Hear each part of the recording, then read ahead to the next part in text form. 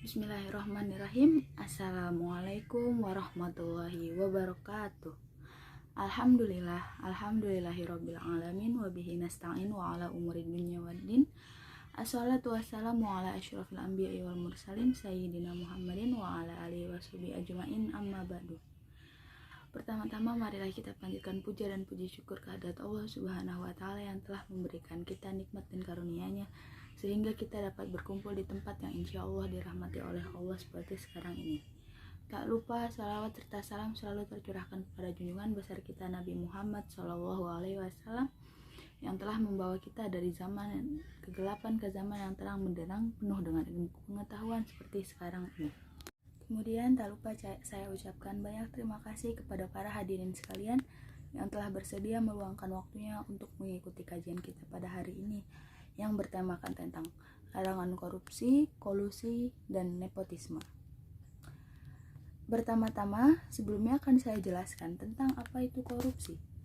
Seperti yang kita semua ketahui bahwa korupsi adalah sebuah penggelapan dana baik dalam pemerintah, perusahaan, ataupun organisasi untuk kepentingan pribadi.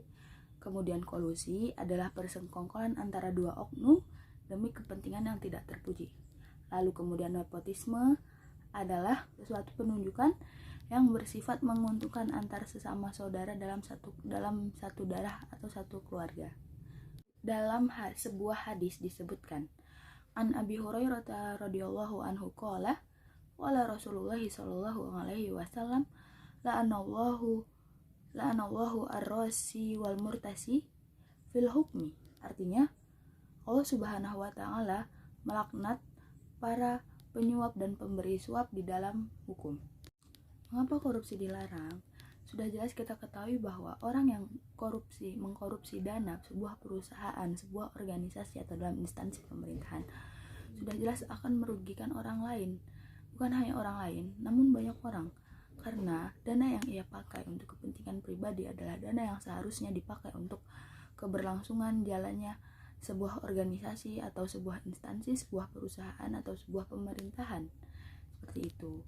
Kemudian mengapa kolusi juga dilarang? Karena kolusi merupakan perbuatan tidak terpuji.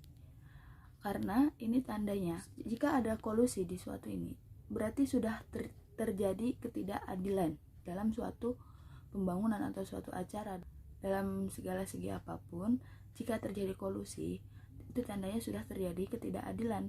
Karena dengan suap, orang akan berpikir bahwa mereka bisa melakukan segala sesuatu dengan hanya menyuap, bisa membungkam mulut aparat dengan suap. Maka di sini terjadilah sebuah kezoliman. Kemudian nepotisme. Nepotisme sebenarnya bukanlah hal yang dilarang di dalam Islam. Karena beberapa pendahulu seperti dinasti Umayyah, dinasti Abbasiyah menggunakan sistem nepotisme dalam menjalankan pemerintahan. Namun, nepotisme merupakan sebuah sistem yang tidak efektif bagi berjalannya sebuah pemerintahan. Karena nepotisme hanya mengutamakan keluarga dalam menjalankan sesuatu. Kemudian memilih keluarga dari sanak saudara dan lain sebagainya. Nah, jika terjadi sistem nepotisme, maka tidak terjadi keadilan bagi semua orang. Karena otomatis yang akan dipilih selalu akan dari keluarga mereka sendiri. Kemudian bagaimana cara kita menanggulangi semua ini, korupsi, kolusi, dan nepotisme ini? Adalah dengan menanamkan jiwa dari dini kepada anak-anak bahwa hal-hal seperti ini adalah hal yang tidak terpuji. Kita harus menanamkan pada diri sendiri dan sebelum menanamkan pada diri orang lain bahwa apa yang kita lakukan dalam pekerjaan semua sifatnya hanya zuhud dan waro dan hanya untuk ibadah kepada Allah Subhanahu wa taala. Seperti itu.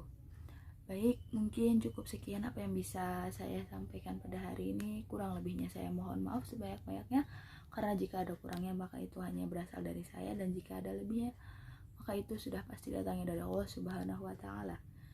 Terima kasih. Wassalamualaikum warahmatullahi wabarakatuh.